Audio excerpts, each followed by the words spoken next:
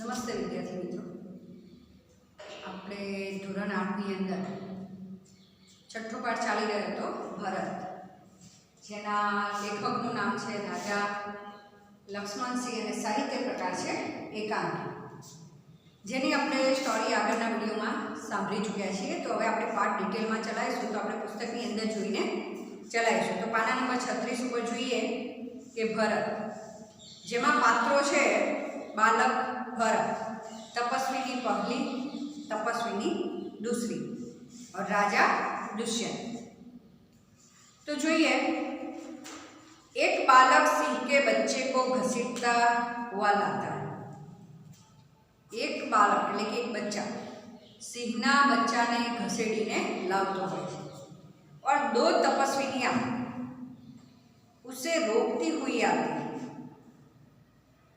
બે તપસ્વીનીઓ એની પાછળ એને રોકતી આવે છે, એમ કે સિંહના બચ્ચાને તું છોડી દે, કેમ એને તું હેરાન કરે છે. राजा दुष्यंत पेड़ की ओट से उन्हें देख रहे थे. पेड़ એટલે કે વૃક્ષ, ઓટ એટલે છાયો, પાછળ સંતાઈને છુપાઈને. તો કે વૃક્ષની પાછળ છુપાઈને આ બધું રાજા દુષ્યંત જોઈ રહ્યો હોય છે. તપસ્વીની, तपस्विनी का मतलब क्या था? तप करने वाली स्त्री.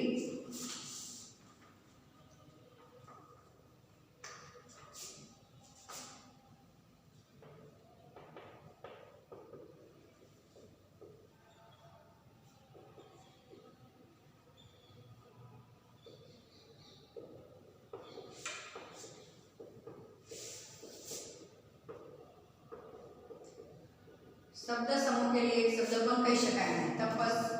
तप करने वाली स्त्री मतलब के तपस्विनी.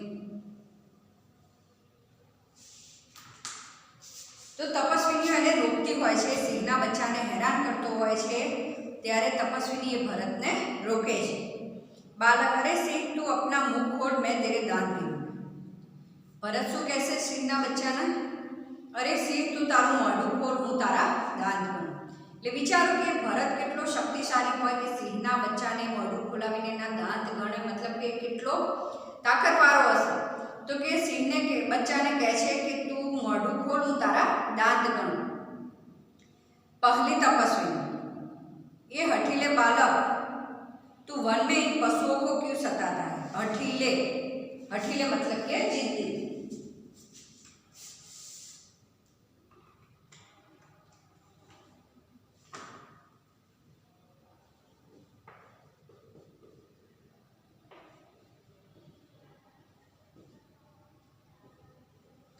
हठीले मतलब के जिद्दी. तो कि ये हठीले बालक तो वन के इन पशुओं को क्यों सताता है? के जिद्दी बालक तो आ वनना पशुओं ने शा माटे हैरान करे छे? हमें तो इन पशुओं को बाल बच्चों की तरह रखती है. શું કહે છે તપસ્વીની? કે અમે તો આ છોકરાઓને બાળ બચ્ચાની આ પશુઓને, જંગલના પશુઓને નાના છોકરાની જેમ સાચવીએ છીએ. तेरा साहस तो बढ़ता ही जाता है, तेरा नाम ऋषियों ने सर्वदमन रखा सो ठीक ही है. શું કહે છે કે તારું નામ, કેમ કે તારું સાહસ તો વધી જ રહ્યું છે, કે ઋષિઓએ તારું નામ સર્વદમન રાખ્યું એ ઠીક જ છે. સર્વદમનનો મતલબ થાય સબકા દમન કરને વાળો.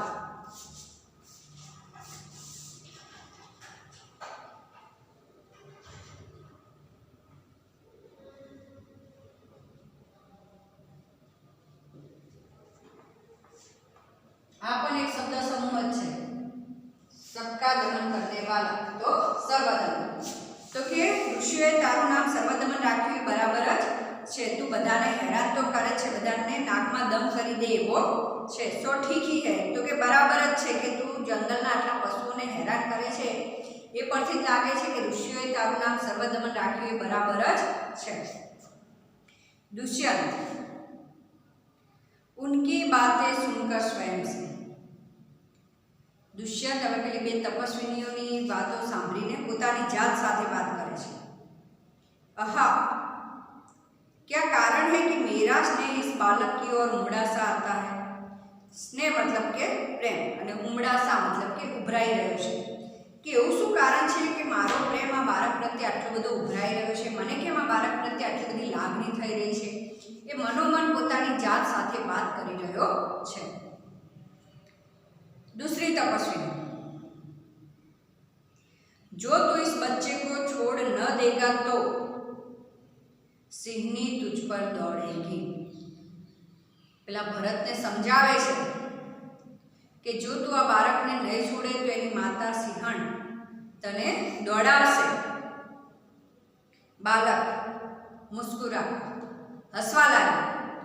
ठीक है सिंहनी का मुझे ऐसा ही डर है, मुँह चिड़ाता है कि एनी माता सिंहण मोटी है એટલે મને એનો થોડો ડર લાગે છે, એટલે તમે એનો ડર મને આપશો નહીં, એમ કરીને મોઢું ચીડાવે છે।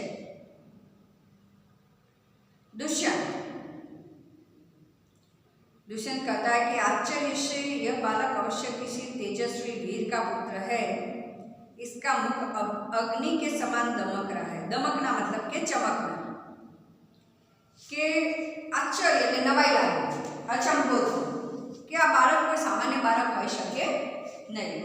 મને એવું લાગી રહ્યું છે કે આ કોઈ વીર પુરુષનું સંતાન હોઈ શકે, કેમ કે એનું મુખ પણ અગ્નિની જેમ ચમકી રહ્યું છે અને કોઈ સામાન્ય ઋષિનો પુત્ર હોય તો એની હિંમત નહીં કે સિંહના બચ્ચાના દાંત ગણી શકે, એટલે કે એને જોઈને જ લાગે છે કે આ કોઈ વીર પુરુષનો સંતાન છે અને એનું મોઢું પણ અગ્નિની જેમ ચમકી રહ્યું છે।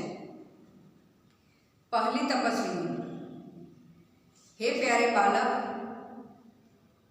सिंह के बच्चे को छोड़ दे, मैं तुझे खिलौना दूंगी। શું કહે છે? हे प्यारा बालक, તું આ સિંહના બચ્ચાને છોડી દે, હું તને રમકડું આપીશ। એને સમજાવે છે કે કંઈ કરતા ભરત સિંહના બચ્ચાને હેરાન કરતો છોડી દે તો, એટલે કહે છે કે તું આ સિંહના બચ્ચાને છોડી દે, હું તને રમકડું આપું। બાલક હાથ પસાર કર। હાથ પસાર કરનો મતલબ થાય કે આમ હાથ લાંબો કરીને પહેલે ખિલોના દે દો, લાવ કહા પ્રશ્ન કરે છે। પહેલા રમકડું આપો, લાવ ક્યાં છે મારું રમકડું, પછી જ હું સિંહના બચ્ચાને છોડીશ। दुष्यंत दूर से बालक की हथेली को देखकर, दुष्यंत आम दूरથી પેલો હાથ લંબાવે છે ને રમકડા માટે ભરત, ત્યારે દૂરથી ઝાડની પાછળ સંતાયેલો દુષ્યંત દૂરથી આમ પેલા બાળકની હથેળી જોઈ રહ્યો હોય છે। સ્વયં से પોતાની જાત સાથે વાત કરે છે, ભરતની હથેળી જોઈને।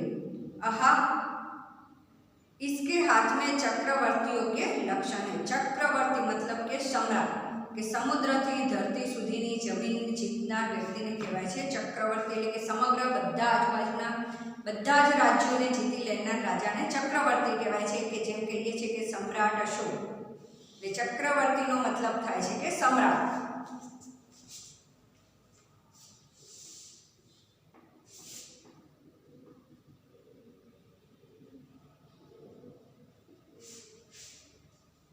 તો કે આ બાળકની હથેળી જોઉં છું તો એવું લાગી રહ્યું છે કે એના હાથમાં ચક્રવર્તીના લક્ષણ છે, એટલે કે આ કોઈ મોટો સમ્રાટ બનવાનો છે। ઉંગલીઓ પર कैसा अद्भुत जाल है, એની હાથની આંગળીઓ પર કેવી અદ્ભુત જાલ છવાયેલી છે।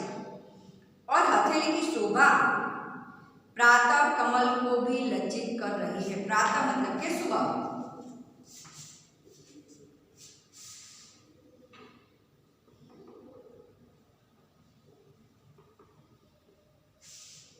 કે હથેળીની શોભાની હથેળી તો એટલી સુંદર શોભી રહી છે કે સવારનું જે તાજું સુંદર મજાનું ખીલેલું કમળ હોય એને પણ લજ્જિત કરે છે, એટલે કે કમળ કરતાં પણ આ ભરતની હથેળી સુંદર હતી।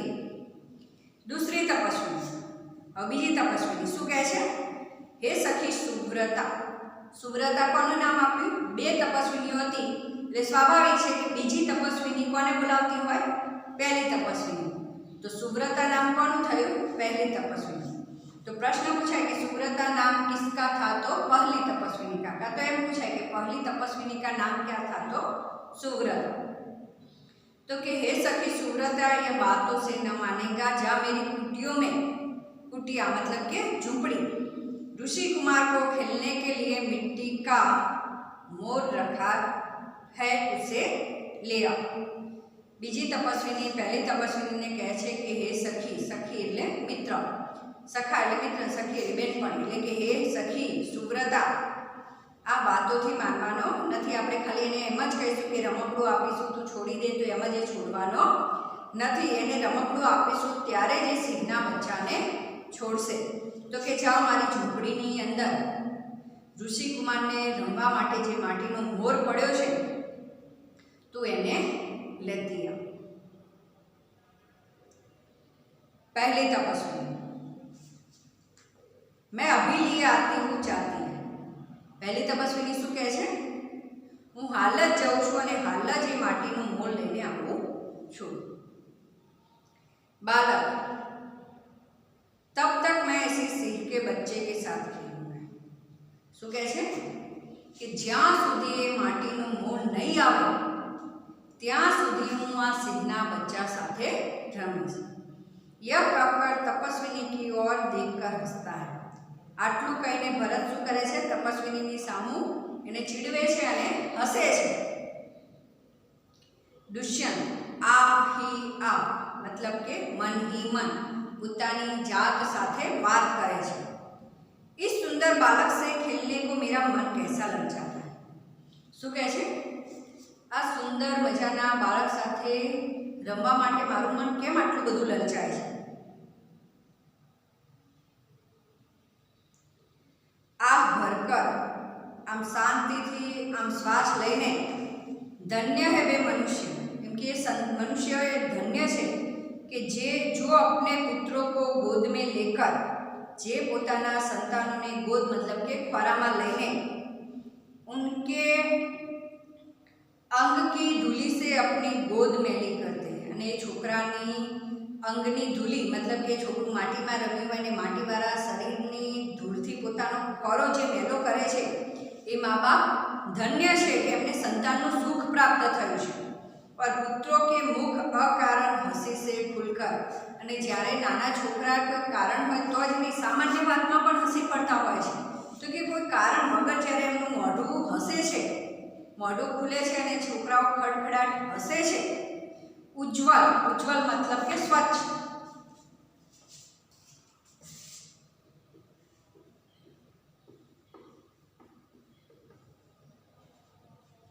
मतलब કે સફેદ.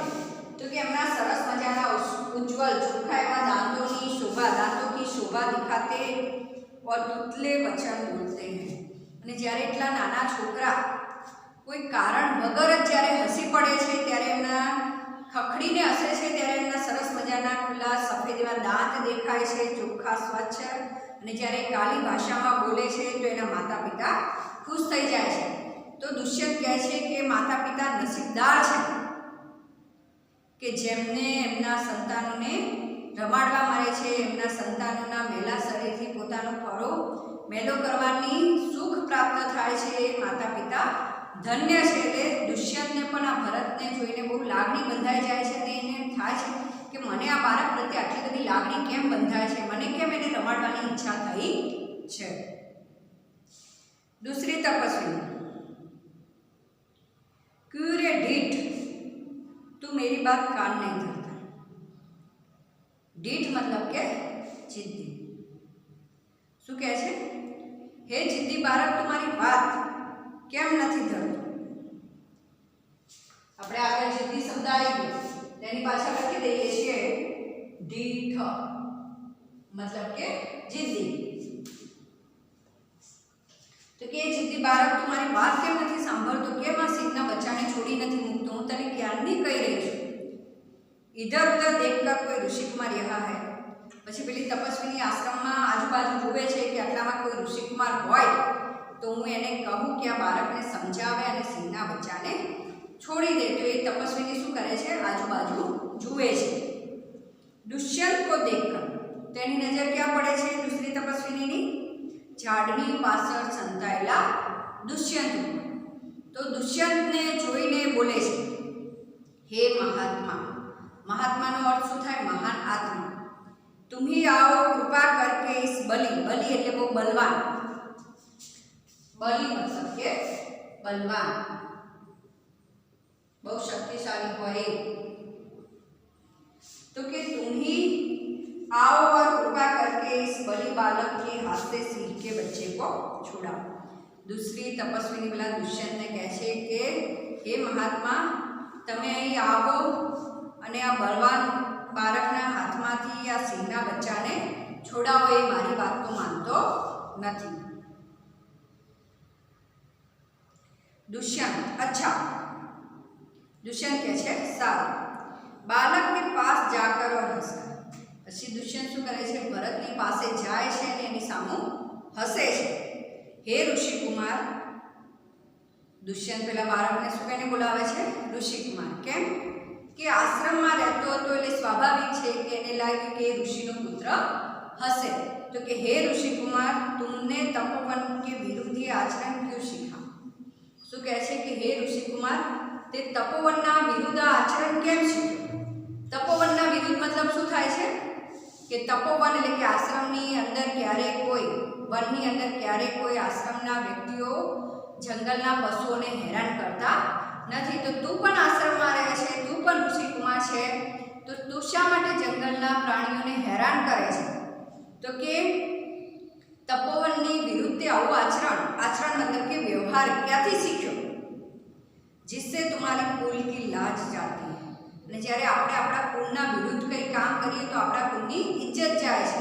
તો કે ઋષિઓ ક્યારે પ્રાણીઓને હેરાન ન કરે અને જે કામ તું કરી રહ્યો છે જેનાથી તારી આખા કુળની લાજ જશે, તો તું આવું કામ શા માટે કરે છે, એમ કહીને એને પ્રેમથી સમજાવે છે।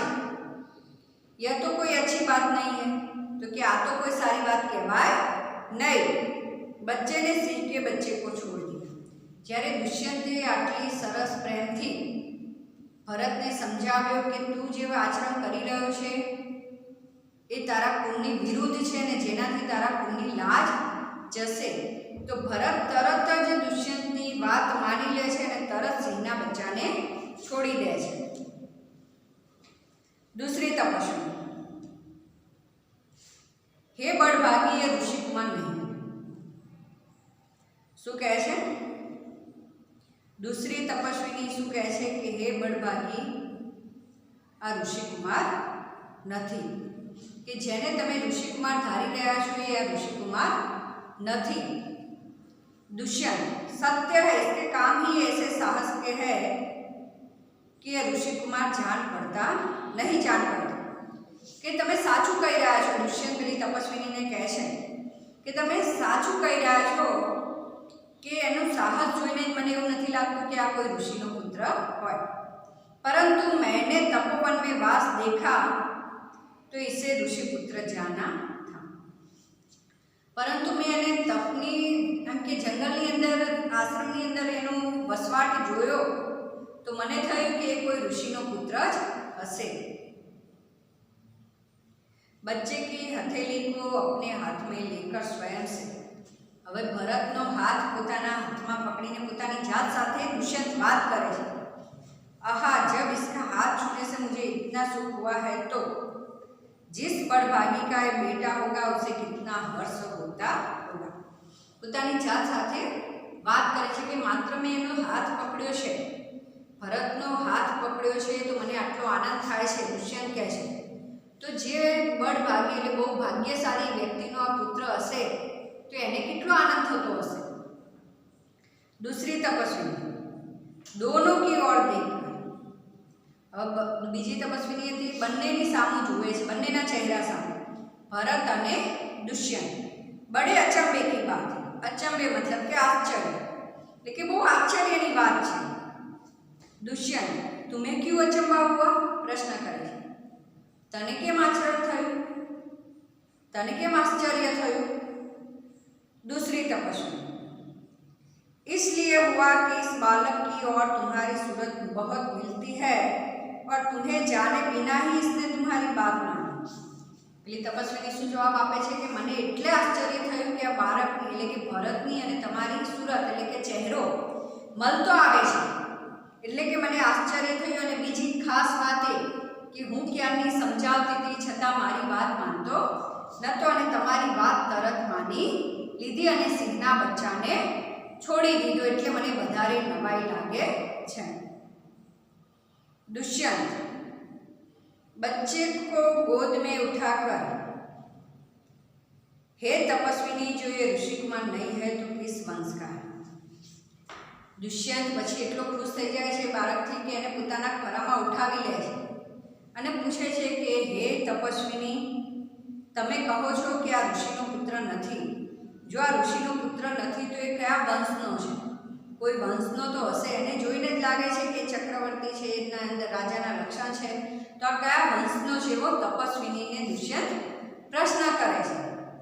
ત્યારે દૂસરી તપસ્વિની જવાબ આપે છે, હે એમ કે મહાપુરુષ, આ પુરુરવંશી છે, પુરુરવાના કુળના વંશનો છે. આટલું બોલે છે એટલે દુષ્યંત ખુશ થઈ જાય છે કે હું પણ પુરુરવંશી છું, આ પણ પુરુરવંશી છું, તો શું કહીએ મારો પુત્ર હશે? એવું એ મનોમન વિચારવા લાગે છે. તો આપણો આ પાઠ આપણે આજે આટલા સુધી ભણીશું. આગળનો પાઠ આગળના વિડીયોમાં જોઈશું. જય હિન્દ, જય ભારત.